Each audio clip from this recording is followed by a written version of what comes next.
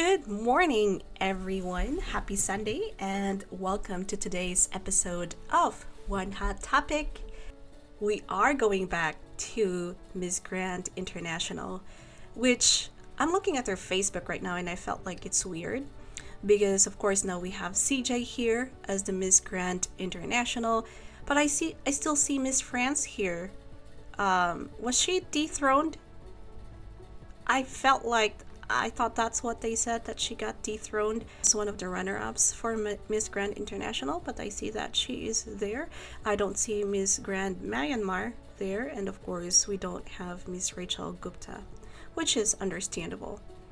But the reason why we are here today is because I was out last night watching UFC 316, and while I was there and waiting for the next fight, or the co-main event, I found in my reels that MGI actually issued responses through their Facebook. It's not through Instagram.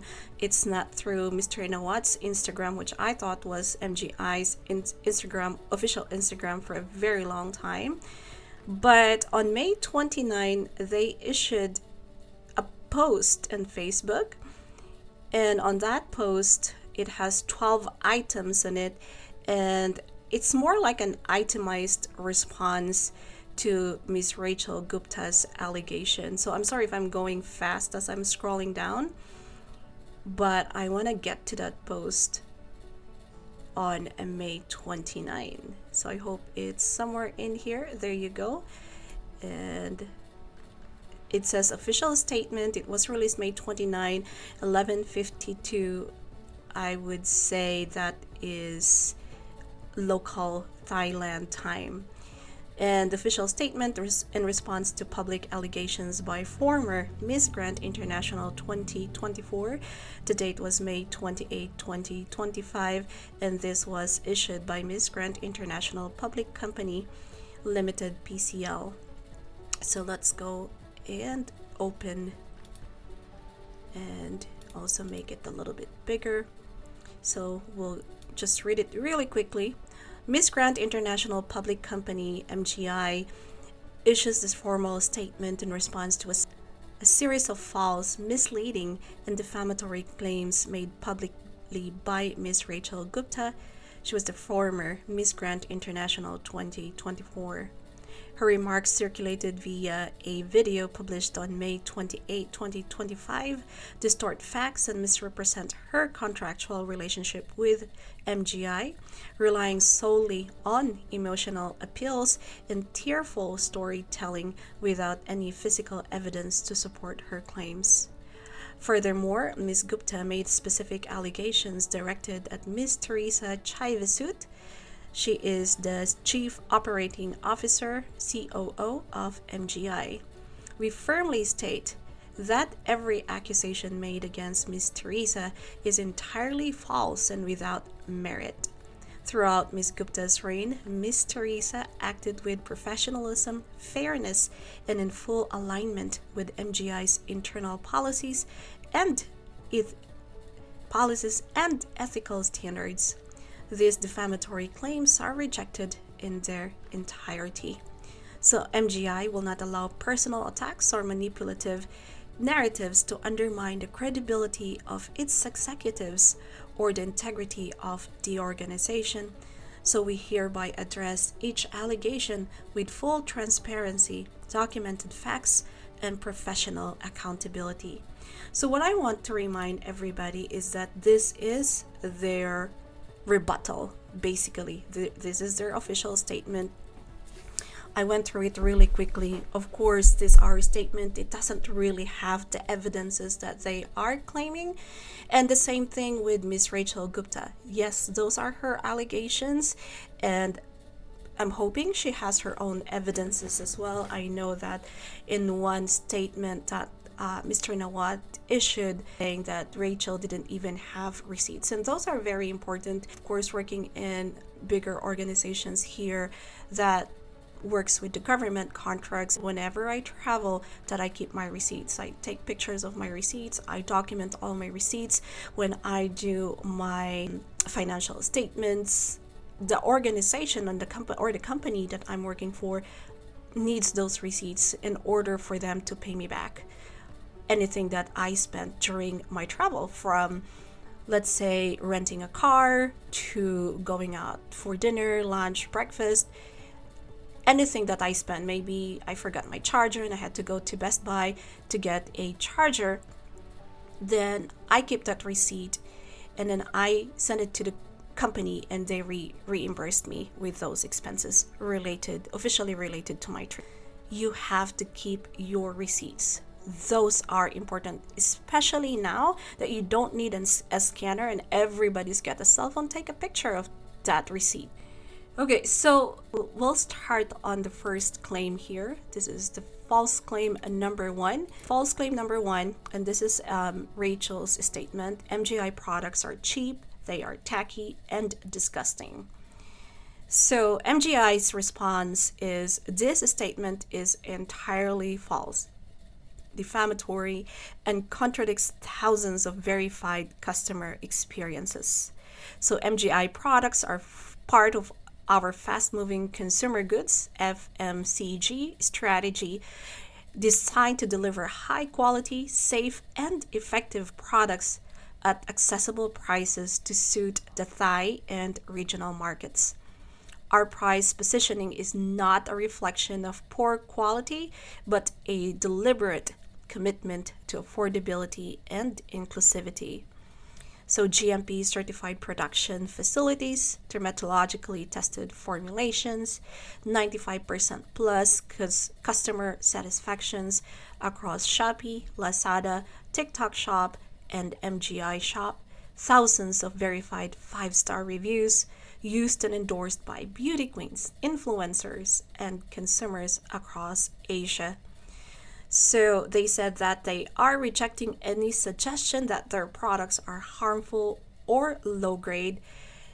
They also added, MGI reserves the right to pursue legal action for damages caused by such defamatory statements. I say, while MGI is correct in pointing out regulatory compliance and product certification, I feel like the defense is overly technical, and in the sense that GMP and dermatological testing do guarantee safety. Okay, not luxury, elegance, and personal preference, because that's how Rachel is describing the product: cheap, tacky, and disgusting. So cheap in a way that it's not luxurious. That's how I am understanding her statement.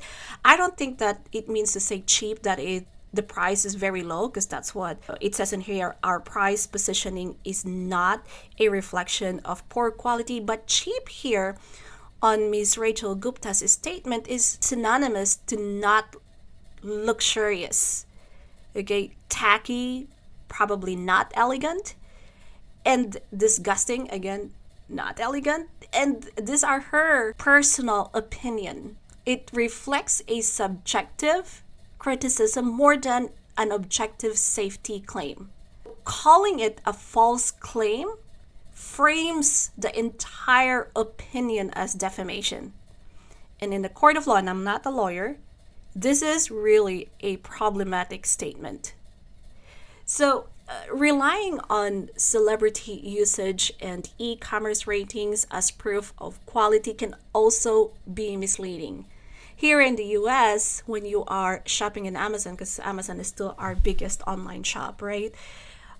I always go look at the ratings, but I kid you not, I get 5-star ratings. I read it, there is like 6,000 5 stars in Amazon, and I get my product and I go, this is not the product I was expecting.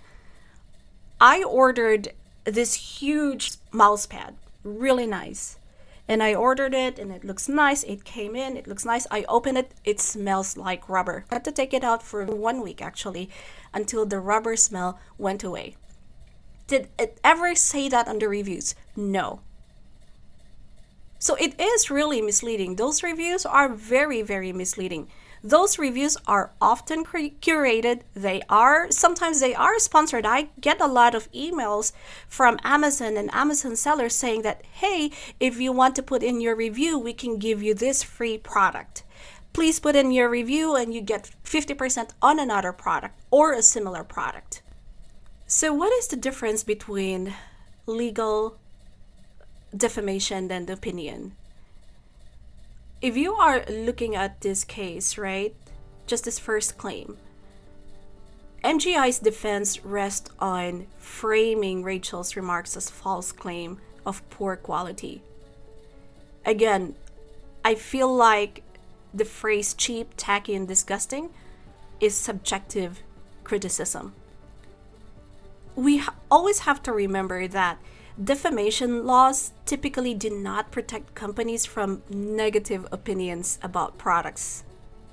Okay, so example, in cases of defamation involving a product review or criticism, the courts often differentiate between an opinion, which again, Rachel saying, I think this product is cheap and tacky, and a factual falsehood. Just simply stating that the product is cheap, tacky, and disgusting is not a defamation.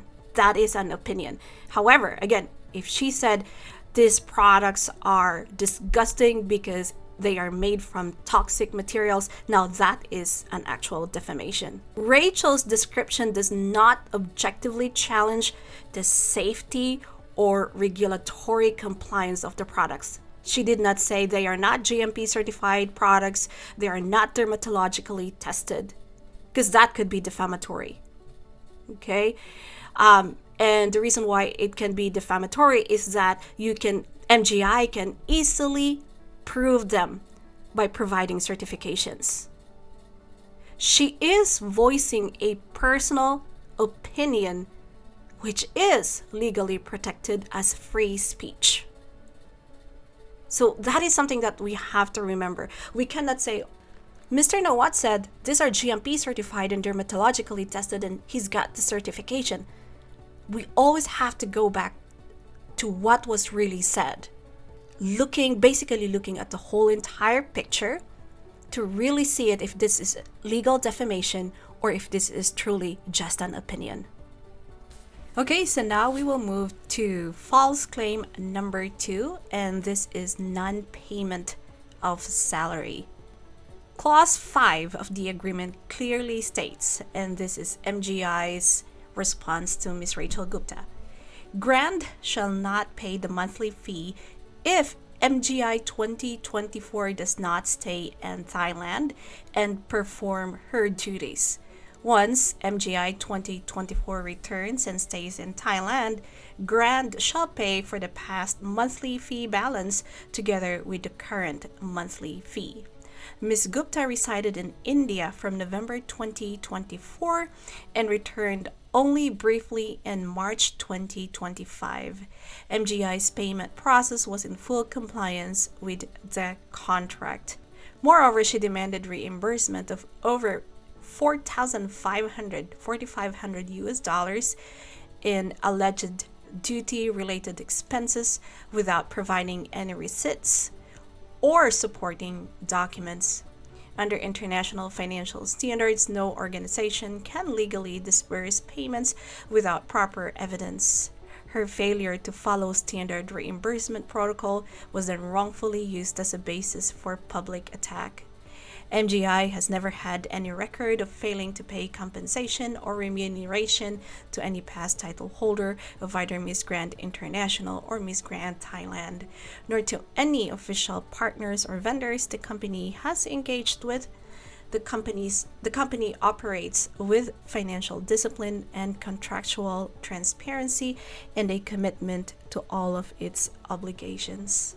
MGI is arguing that Rachel didn't fulfill the requirements of residing in Thailand as per contract, and that was the reason why no salary was paid. So travel reimbursement was withheld.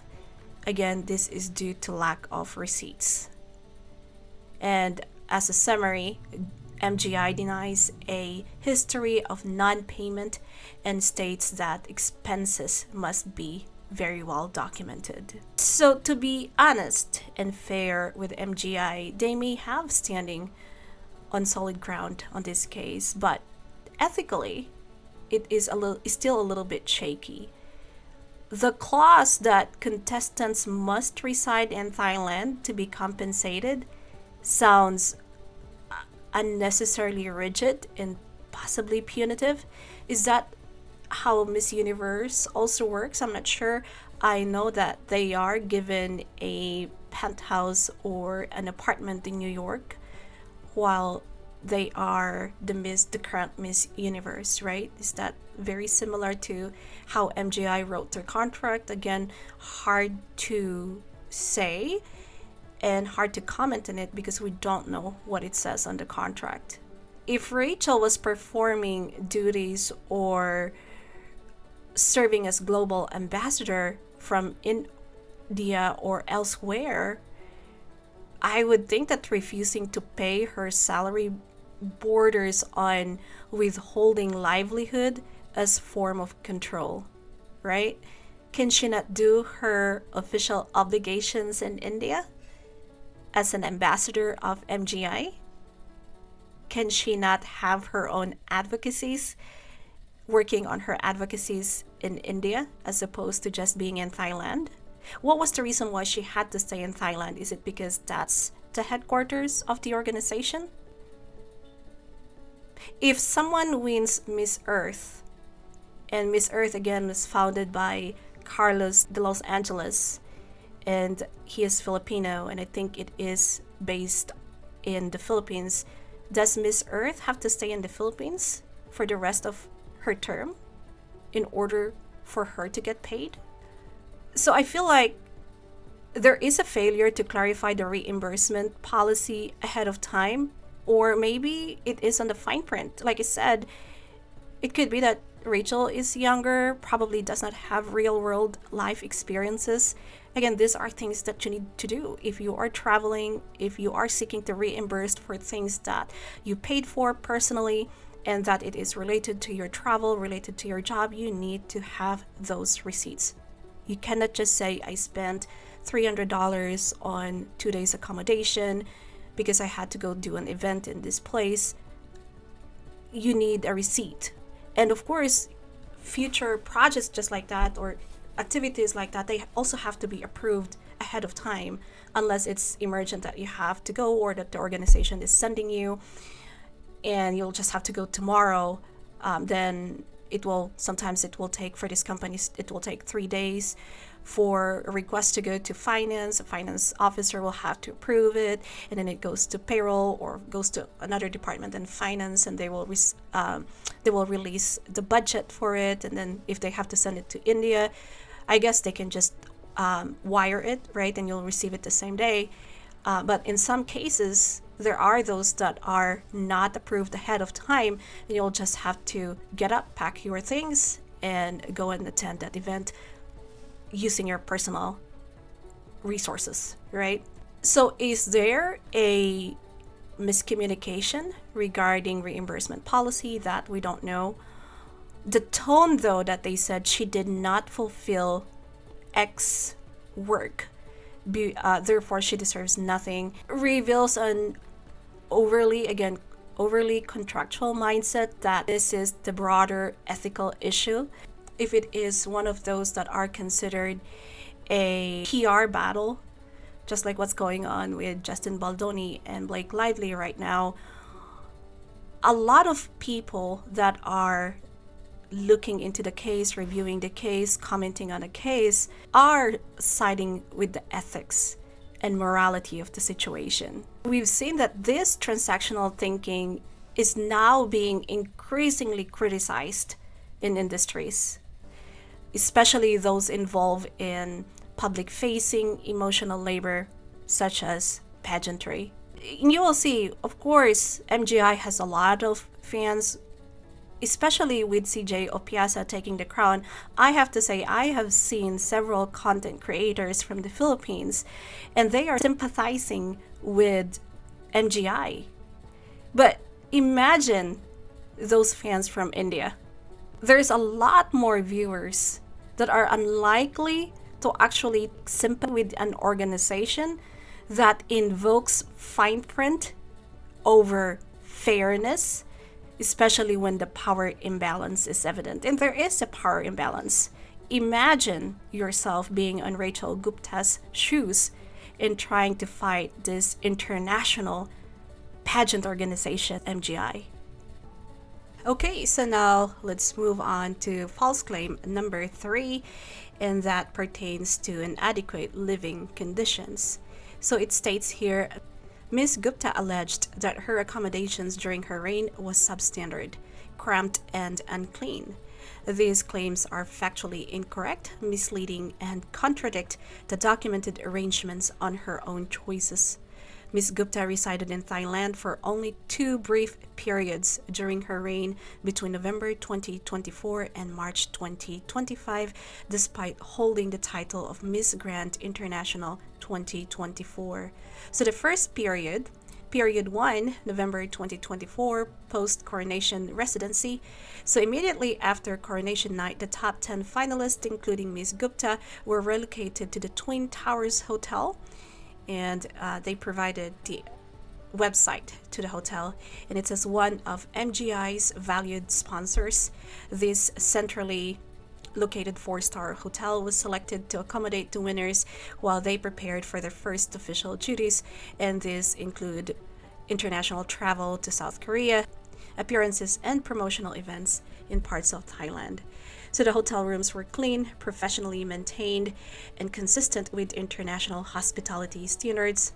Her statement that the rooms were too small, dirty, or unsuitable for even opening luggage is simply untrue and disrespectful to both the sponsor and the facts. After completing this assignment round, she returned to India in November 2024 and did not return to Thailand until March 2025. And they mentioned a gap of over 3 months. Period number 2 is March 2025, returned to Thailand. When Ms. Gupta returned to Thailand in March 2025 to participate in Miss Grand Thailand 2025, MGI offered her a choice of accommodations, a hotel located in the city center of Bangkok. Okay, so pay attention to this statement. A hotel located in the city center of Bangkok. There is no information as to what hotel is this, because I think Rachel was referring to this hotel. So she said in her statement she was given 2 choices to either stay in this hotel, okay, or to take the residence known as the Grand House, and this is located in Thana City, a secure gated residential neighborhood near Sovar Nabumi Airport. So she selected the Grand House herself, stating that she preferred privacy and limited exposure due to her personal concerns with hair and makeup preparation. So the Grand House features fully equipped kitchen, stove, oven, microwave, okay, 2 refrigerators, laundry services, secured private bedrooms and common areas, and 24-hour security and gated access. Again, going back to what Ms. Rachel Gupta said in her video, I don't think she said there are no stove, oven, or microwave. I think she specifically mentioned pots and pans. It may well be that the kitchen is fully equipped, that the kitchen has stove, an oven, or a microwave, but why did they not address the pots and pans there? Because I feel like she did make a big issue on the pots and pans. Okay, the house is well documented and publicly viewable. Ms. Gupta's claims about inadequate living conditions are not supported by the facts and reflect her own preferences, not any failure of MGI to provide proper care. Furthermore, after her March appearance, Ms. Gupta returned again to India to process her visa applications for upcoming international assignments. To judge MGI's arrangements or accommodations based on these short and self-limited visits is both misleading and shamefully unfair to the organization and its long-standing operational standards. Ms. Rachel Gupta did say that holding a passport from India has limitations, just like holding a passport in the Philippines has limitations. I think if you hold a passport from the UK, the US, Australia, probably some more countries in Europe, I believe Singapore as well, can get you to lots and lots of countries without applying for a specific visa for that country. So yes, there are visa limitations, and yes, she did state that there are visa limitations on her passport. This, I say, in my opinion, is a classic example of what they say, conflating technical advocacy with personal experience. Okay, so a 4-star hotel on paper doesn't ensure comfort, safety, or emotional well-being in practice. For example, right, when my husband and I and our family go to Las Vegas, we always stay at this place. It's called Delano Rooms and Suites. It's floor to ceiling. You can see the views of Las Vegas. It's just amazing to stay there. And I got used to it. Okay, so when I just recently traveled to Illinois, my husband booked this room and he's like, it's 8.9 stars and it comes with free breakfast, yada yada yada yada, right? And it's a motel. It's Red Roof Inn. So we got there, and I kid you not, it was snowing when we got there. And when you go to the lobby, it's not even a lobby, it's just a very small room, which it looks like a lobby on the pictures. Okay, so we got there, we got our keys, and then you have to drive around the corner because you don't go through a main entry and access the elevators going up or escalators going up the floors, right? So in this case, we have to go out through the snow, walk through the snow, and it was snowing, and then drive around the corner, and these rooms have their own entry. I told my husband, I am not going to the 3rd floor, walking on the snow and dragging my suitcase on the snow. My husband felt so bad, so we had to go back, go around the corner again, go to the quote-unquote lobby, and my husband canceled the booking for the hotel room or motel room. So I ended up looking at booking.com. Booking.com is not sponsoring this post or anything like that, but I found this one here because we went to St. Charles. It's Courtyard Chicago and St. Charles, and it had, this one has 3.9 stars, but in Booking it has really high stars. Like, I believe it was, if the Red Roof Inn was 8.9, I believe this was a 9.2 in Booking, something like that. It's very close to a perfect score. So then if you look at the suites, it just looks beautiful as well, right?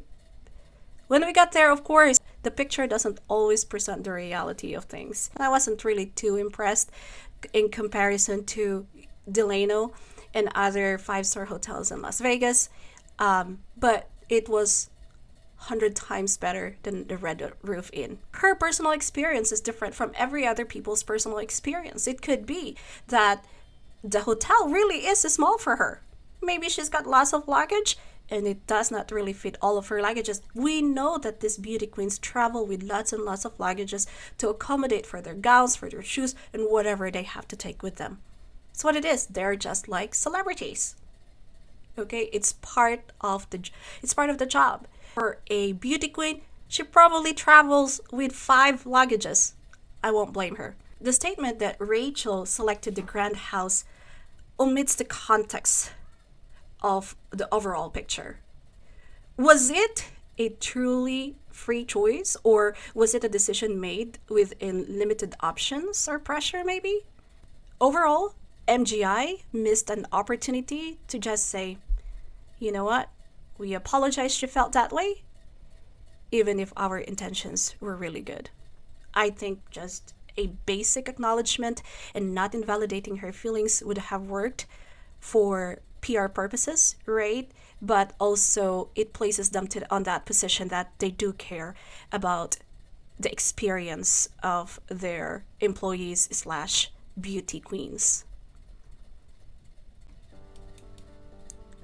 Okay, so now we are moving to false claim number 4 and lack of care or support. This is a little bit redundant from this number 3, which is poor living conditions, but we'll just go over it, maybe read it, address specific parts of it.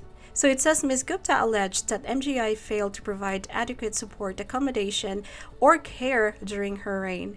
This claims is So it says Ms. Gupta alleged that MGI failed to provide adequate support, accommodation, or care during her reign.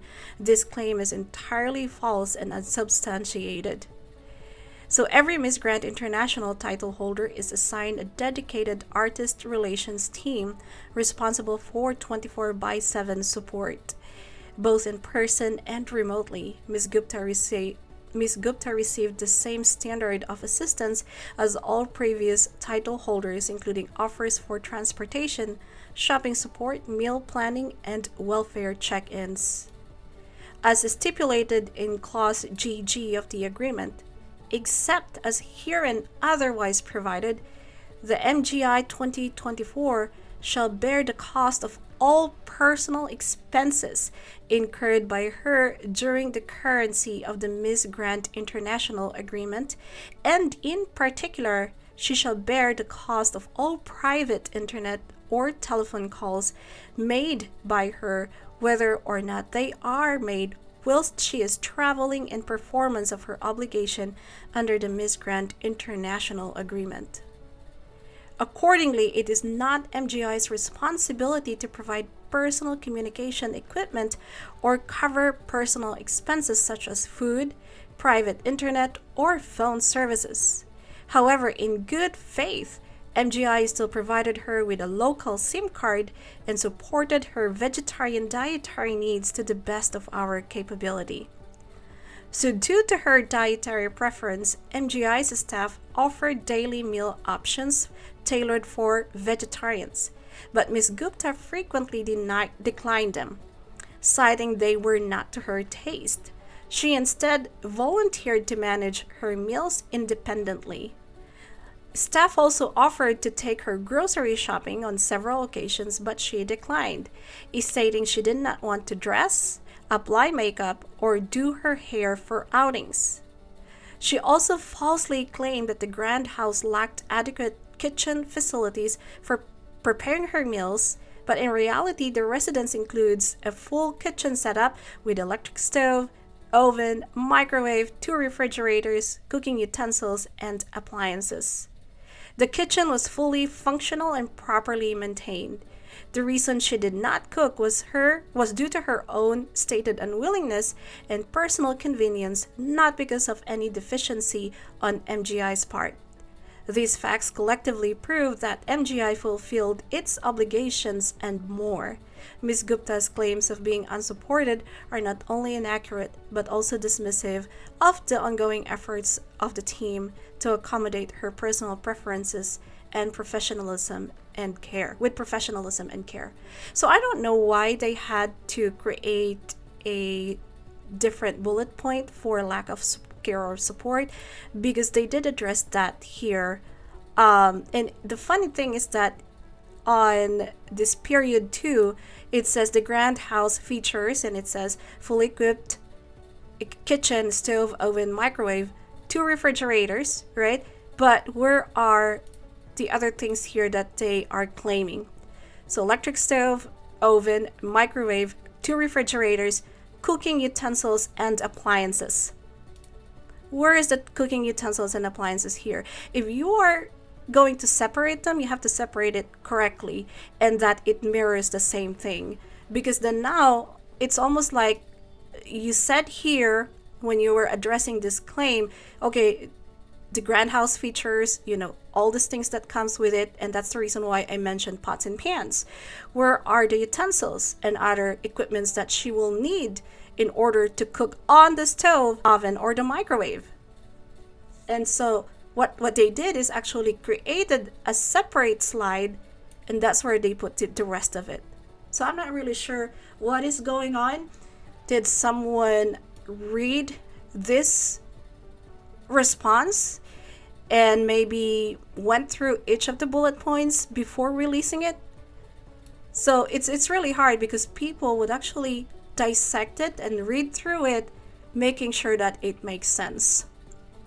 Okay, so on that false claim number 4, again, the summary is that they are arguing that that she had a team that's assigned to her 24/7. She was given vegetarian meals. I get it, especially in Asia, especially in that area where we eat lots of, yeah, we do eat lots of vegetables, right? Philippines eat lots of vegetables, but there are a lot more menus that are meat based. So it's really hard when you are vegetarian. And my daughter, at one point in time, my 19-year-old, tried to be vegetarian, and I kid you not, she failed, and she failed miserably being a vegetarian. Okay, so because there's not a lot of options, and of course, if it's not according to your taste, just like what she's saying here, then she will have to manage her meals independently. I used to work at another hospital in California. It's called Loma Linda University Medical Center, and they are vegetarian. You go to the kitchen, and there are things in there that looks like, there's one that looks like bacon, but it's not really bacon. But why would you make it that way? It looks like bacon when it's vegetarian. And it looks like bacon, but it's not actual bacon. So I don't know. Okay, so I think we will skip this one. I feel like, again, it's redundant. Although the information does not match the other slide 100%, there are some information about the kitchen setup that are missing. It's almost like, did you omit that by purpose, or did you just forget to put it in there? Another thing I want to add, though, is that MGI's defense kind of reads like a checklist, right? So it says we did X, Y, and Z, but it seems like it lacks emotional literacy, and that is also equally important. You can be so technical, right? But at the same time, you're trying to gain support from viewers, and they're looking for something to relate emotionally. Support, especially when we're talking about support is not defined by the number of staff or the availability of vegetarian food. It is about how Rachel and the girls and the ladies and the candidates feel. They want to be seen, they want to feel safe, they want to be heard.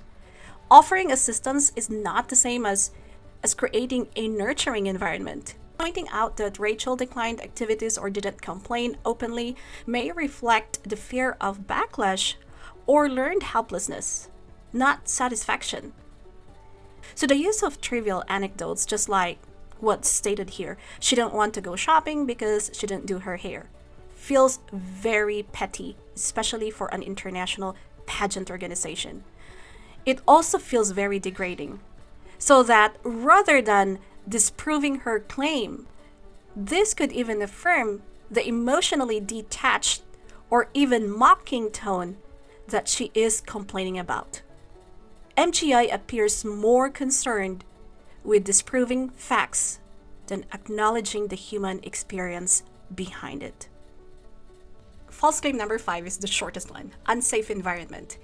Thana City is a controlled access residential estate with high-level security. There were no incidents of threats during her stay. Safety, again, is subjective, guys. It's not just about crime statistics or neighborhood ratings. It's also about whether Rachel feels safe in a new environment, particularly one where she may feel isolated or monitored. I know she did say that she felt isolated in that area. So that while MGI leans heavily on location safety, they seem to ignore that emotional and psychological elements of it. Like, did she have to control over who could access her space? Did she have any privacy? Because these are key concerns, especially for young women in unfamiliar territories. So rather than acknowledge that emotional safety might have been lacking, MGI selected to rest on geographical and logistical information. This not only fails to counter Rachel's concern meaningfully, but again frames the organization as insensitive to psychological wellness. False claim number 6 is next, and this is confiscation of personal property. So it states that MGI has never confiscated or withheld any personal property of Ms. Gupta Furthermore, she claimed that 1,000 US dollars had been stolen from the Grand House, a location with limited access where no authorized persons were allowed. She last had housekeeping service on March 18, 2025, but only reported the missing funds on March 29, one day before her scheduled return to India. She explicitly told the team that she did not want to go to the police, but instead requested MGI to pay the amount to her immediately, without investigation. This demand, unsupported by any proof, was inappropriate and unacceptable. So, there is again two sides of the story. Do not remember her saying that MGI confiscated some of her personal properties, but I will have to go back to the video again where she said that she's got some confiscated properties. Also, I get that they're saying here that the location is with limited access, but I believe someone goes in there weekly to clean the house. And unfortunately, she made a really poor decision of leaving her money there when she had to go to an event. What she did is that she left her $1,000, with her belongings, with the rest of her belongings, together with 700 rupees, I believe she said. $1,000 US dollars and 700 rupees. And then when she came back, I'm not sure how many days was the event, but when she came back, she realized that the $1,000 is missing, but the 700 rupees were there. So I get it, right? If it's true that she did not report it right away and waited about 11 days to report it, that would not be good, right? I would have reported it right as soon as I came back from my trip and as soon as I saw that the money is missing. That's probably the first thing that I will look for when I come back, is that I know I left my money there. Let me go and check if it's still there. At the same time, you know that this is really not a secured place, that only you have an access to it. You should have brought your money with you. If my daughter comes to me, she went for a vacation with some of her friends, and she comes back and she said, someone stole my money. And I would ask her, where did you put your money? And she would say, Mom, I left it in the apartment, or I left it in the hotel. I would say, I will probably be upset and go, well, that's it. You're not going to see that money anymore. How are you going to prove that you have that money in the first place? But at the same time, this point could have been an opportunity for MGI to demonstrate empathy and procedural transparency. The organization implied that Rachel's refusal to involve police somehow undermines her credibility. So again, this is us trying to look at it on a different lens. In reality, many people avoid law enforcement for valid reasons. First one, of course, is fear of retaliation, the trauma, or even the lack of trust. And she is in another country. That's also another problem. If she truly believed her safety or reputation was at risk, asking for a quiet restitution could have been probably, I would say, a survival tactic and not evidence of extortion. So rather than addressing her concern with neutrality and concern, they dismissed it as manipulative. There's also no indication that they did an internal investigation. If they did, they would have placed it here that they did an internal investigation. So that is also a major oversight on their end. And this shifts responsibility from the powerful, that's the organization, to the vulnerable person or party, which is Miss Rachel Gupta. Okay, false claim number 7, body shaming and harassment. This one is a little bit touchy. So Miss Gupta has alleged that she was subjected to inappropriate comments about her appearance while serving as Miss Grand International 2024. MGI strongly denies these claims. As outlined in Clause DD of the agreement, MGI 2024 agrees to maintain her weight, hairstyle, and color and all other features of her physical appearance as Grand may reasonably request. This clause reflects the professional standards and presentation expectations typical of any global pageant organization. MGI, like other international pageant entities, has the responsibility to ensure its title holders maintain a presentable and ready appearance for media, sponsors, and public engagements. Any comments made regarding Ms. Gupta's physical readiness were done within contractual boundaries and were conveyed professionally, constructively, and without discriminatory or malicious intent. To mischaracterize these efforts as body shaming is misleading and damaging to the spirit of constructive guidance that all title holders receive. Do you even believe this statement? After everything that we've heard Mr. Nawat said in any of his live episodes, and also some of what candidates said, I've been taking the case of Miss Iceland, saying that the reason why she is backing out of the Miss Grand International was because she was body shamed. And what did they do to her? Their response was that, well, Miss Iceland was asking for a feedback, and our staff provided an honest feedback and said that she must have been a little overweight for the standard, and she should probably just drink water, eat salad for lunch, and what? I'm not sure what she's supposed to do for dinner. And then here comes Miss Gupta saying, well, they come to me and start pinching my body parts, saying, I need to lose weight here, I need to lose weight there. Yes, I get it. It is a he said, she said. But if you hear all these things going on and you hear Mr. Nawat's comments about these candidates, it only paints a very specific picture of how the organization is operating. This defense that they have in front of you is among the weakest in the statement. Just because something is contractual doesn't mean it's humane. And that's the problem with the beauty industry. It has faced a long criticism for imposing harmful and unrealistic standards. Calling criticisms constructive does not negate their emotional impact, especially to these young women. If Rachel perceived those comments as body shaming, that's valid experience for her. And it actually signals a toxic work culture that prioritizes appearances over well-being. And instead of re-evaluating their approach, because it happened so many times already, maybe start addressing how the feedback is being delivered. MGI hides behind the contract. This reveals a deeper structural problem within the organization itself. It's the commodification of women under the guise of beauty standards.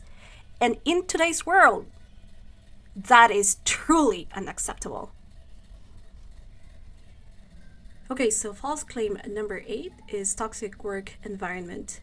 So it says, contrary to her claims, Ms. Gupta was welcomed and treated professionally during her 1-month return to Thailand in March 2025 for the Miss Grand Thailand 2025 event. She also participated in high-level engagements such as 1. Professional collaboration with Nana Plastic Surgery Hospital in South Korea, and 2. Official events and brand activities in Thailand. All of these were conducted with full support and hospitality from the MGI team.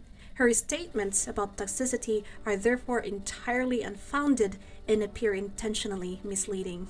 I don't know, guys, but toxicity isn't negated by attendance. Unfortunately, in the workplace, many individuals endure toxic environments for months or years while still showing up. This defense completely misses the mark on emotional labor and mental health. These employers, because this is an organization / employer. By assuming that visibility equates to satisfaction is incorrect. MGI undermines again the complexity of workplace trauma and gaslights the experiences of anyone who has smiled through the pain. And there is no reference to independent HR process. Do they even have human resources, counseling access, or post-train check-ins, which are all standard in other high-profile industries? In failing to actually address this on this response, MGI again inadvertently validates the criticism that their environment may indeed be toxic. Okay, almost there. False claim number 9 is a short one as well. It's blocked opportunities or threats. Blocked opportunities or threats. So, per Clause J, Ms. Gupta was not authorized to independently accept or negotiate jobs. All appearances and contracts must be approved by MGI. When she bypassed protocol and was reminded of the contractual terms, she misrepresented that as being threatened or controlled. This is a gross distortion of professional and legal boundaries. So just to summarize it, they are claiming she violated her contract by accepting outside jobs without approval, and were merely reminding her of her obligations and not threatening her. So I remember that Ms. Rachel Gupta did say that I believe she accepted some, she didn't really call it jobs because she didn't get paid for them or for the appearance that she had to do. This is a legal defense dressed as justification for control. While contracts are important, the tone matters immensely. So when we say reminders, it can easily become threats depending on how you deliver it, or your tone of voice, or the way how you say it. Given the public power imbalance between, again, an international organization and an individual, any form of reprimand can feel and function as intimidation. And that's the truth. And so directors, supervisors, managers, they go through lots of HR trainings to make sure that they understand the importance of communication, how to say things without the employee feeling like they are being intimidated or being threatened. Okay, so if Rachel felt afraid to pursue independent opportunities, that says more about MGI's culture than her professionalism. That is my opinion. The organizations seem to default in blaming the individual rather than examining how its policies might breed fear or resentment. And I work policies and procedures, and those policies need to be always readdressed, needs to be reviewed at a yearly basis, make sure that it is still stands, and make sure that they are still applicable. Maybe they're not. Maybe it needs to be rewritten. Maybe the mission and the vision of the organization needs to be reviewed. But I feel like they really don't have an actual human resource process. And so it's easy to just do it at that executive level and make decisions at that executive level. But you are such a huge company. And I'm not saying you don't have a human resource department. But if you do, then that's good, right? It's really time to sit down and think about it. And maybe do some sort of mediation. And maybe do some sort of review of the processes. You don't have to tell everybody that this is what you're doing, but at least on your end, you know that you're covering everything so that when things happen like this, you can go, yep, on this date and this month and this year, we've done our review, we've looked at evidence-based practice, we make sure that we are in compliance to the highest standard as much as possible that we can comply to. And that's a good step for the organization. Okay, false claim number 10 is unfulfilled promise of international travel. So Ms. Gupta publicly alleged that MGI committed to taking her to at least 20 countries during her reign as Miss Grand International 2024. This statement is entirely false, misleading, and unsupported by any contractual obligation or formal communication from MGI. There is no clause in the agreement that guarantees a minimum number of international trips or specific destinations. The claim is fabricated and not based on any documented promise made by MGI. In reality, the official international pageant season for Miss Grand national competitions commences annually in March, beginning with Thailand and continuing through September as each national licensee sets its own event schedule. MGI had already coordinated with several national directors, issued invitations for Ms. Gupta's attendance, continued active discussions with countries finalizing their timelines. At the time of her public complaint, many national events were still in the planning phase, clearly verifiable and in line with industry standards. In addition, Ms. Gupta returned to India in late March 2025 to begin her Schengen visa process for European assignments. Visa issuance requires time and proper documentation, taking approximately 3 weeks, which is again standard under global immigration norms. Despite these practical constraints, the following trips had already been confirmed and booked under her name: Czech Republic, April 30 to May 5, 2025, Guatemala, May 28 to June 1, 2025, and Spain, June 11 to June 16, again 2025. These engagements were not canceled or neglected by MGI. They were carefully scheduled according to visa readiness, event calendars, and flight availability. Her failure to acknowledge this demonstrates a lack of understanding of international pageant logistics, including embassy appointment backlogs, visa processing durations, national pageant schedules, airline coordination timelines. So to suggest that MGI neglected its responsibilities based on an arbitrary number or within a single month of activity is not only unfounded, but also disrespectful to the professionalism of the Global Miss Grand organization. Her claim is therefore absurd, baseless, and appears crafted solely to mislead the public and discredit the organization without factual merit. So that is very long. It's packed with so much information. But in summary, so they state that no travel promises were made in writing. Travel delays were actually due to visa issues. Her planned trip to Guatemala was disrupted by her allegations. So Rachel may not have had written promise, but verbal agreements and expectations matter if there were any, right? Again, another side to the story. If MGI marketed or hinted at the global itinerary, they created an expectation, and we don't know if they did. This defense actually surprisingly feels a little bit solid to me, and it's because of the fact that we know that there was that trip to the Czech Republic. Also, we've seen the tickets for Guatemala and for Spain. Okay, so false claim number 11, MGI prioritizes voting over substance. So Ms. Rachel Gupta alleged that MGI places excessive focus on public voting. This is a misleading and one-sided portrayal. The use of voting system in beauty pageants is a globally accepted and widespread practice, implemented by many major organizational platforms, not just Miss Grand International. Public voting engages audiences, promotes democratic participation, and is only one voting component of the overall scoring and evaluation process. MGI has never relied solely on voting to determine any major outcome. So my comment is this.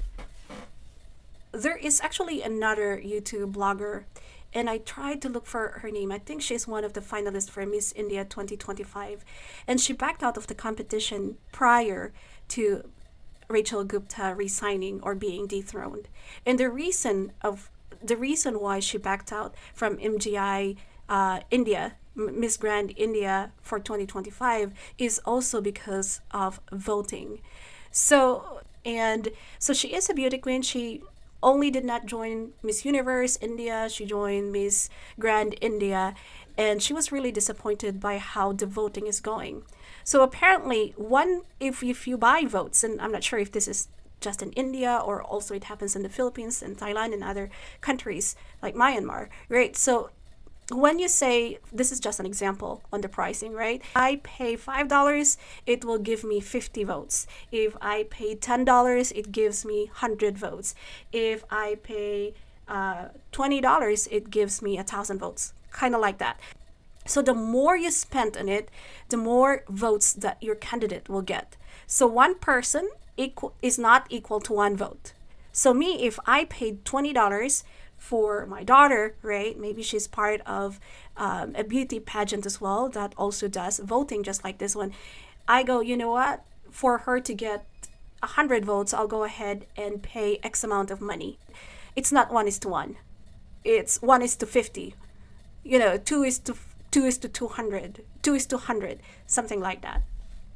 So that was her grievance against Miss India Grand. I'm not sure if that's the same voting practices in other organizations. I'm not even sure, because I used to vote for America's Got Talent or American Idol. And I'm not sure if my text is equal to one vote. I don't know how that works, but I used to vote for those talent contests because, again, component, just like what MGI said, is only one component of the overall scoring. And it does apparently it affects the overall score, or that you win this special category like People's Choice Awards or something like that. That's how she explained it.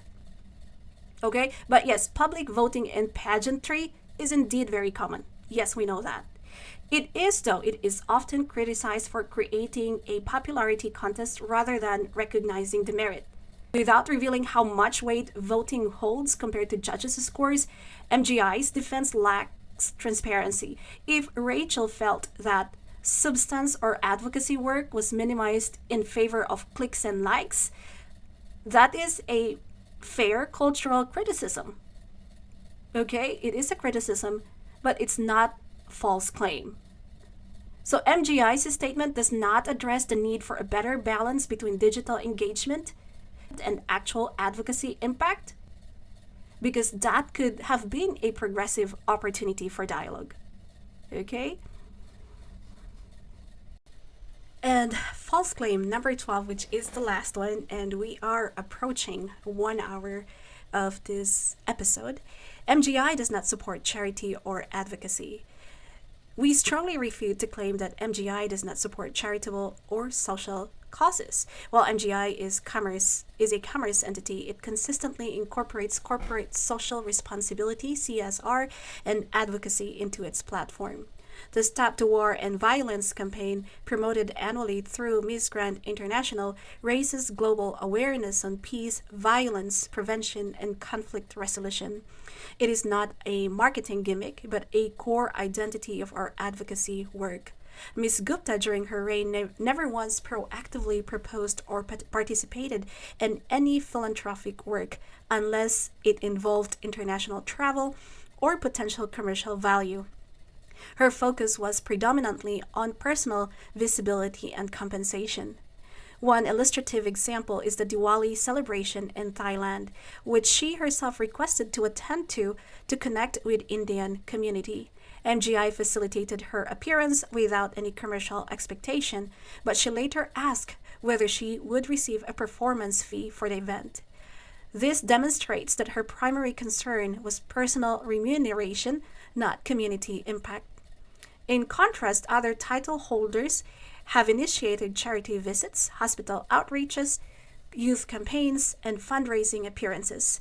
Ms. Gupta did not demonstrate similar initiative or alignment with MGI's values of using the crown to be a voice and not just a face. And this, I feel like it's total opposite of what Rachel said, because Rachel did say on her video that she actually asked to go to work with charities in Thailand. I think she even mentioned the blind orphanage, and that it was mentioned to her that is not of public interest, so we're not even going to do it. Something to that effect. Of course, there is, like we said, a different side of every story, but also we have to understand that, and we also have to be a little bit more critical as viewers. Look at the two different statements, because Rachel is saying a totally opposite claim than what MGI is saying on the response. But we also have to understand that simply having a campaign, just like Stop the War and Violence, does not automatically equate to a robust charity work. So provide us a metric, right? Provide us metrics or evidence of the impact. I mean, I've seen a lot of TikTok videos from MGI, but they are so focused on TikTok lives about marketing. And it could be that it's there and I just did not see it, but it's very important, especially for charities. Provide us with the metrics, provide us with the numbers, and all of the efforts from the organization. I read somewhere on the comment section that they are doing, or that MGI is doing a lot of this marketing to support their charity. So I did try to search for charity by MGI, Miss Grand International, and I didn't see much about it. The website, you would think that there are charity advocacies posted here, but I have not really seen anything. You would think that those ones are the focus of the organization, since a lot of this organization are actually for charitable causes. And again, it could be me because I'm scrolling fast, but I did not see it on Instagram. Okay, this one is good. So this was April 3rd, and it says first runner-up MGI 2023 from Myanmar has generously donated from Myanmar. Okay, generously donated funds and essential supplies to support those impacted by the recent earthquake. Okay, but this was the first runner-up for MGI from Myanmar from back 2023. So that's good. I love to see those, right? Rather than TikTok lives and things like that, is promoting those advocacies. Okay, well, thank you so much for staying with me to go over those 12 responses to Miss Rachel Gupta's what they call false claims. So the next one that we will be reviewing on the next episode are the allegations against Miss Rachel Gupta for legal response, and here you can see 9 items. But other than that, please make sure to like, subscribe, and share the videos, as truly it really helps with the algorithm and the growth of this channel. So we'll see you again tomorrow. Thank you so much.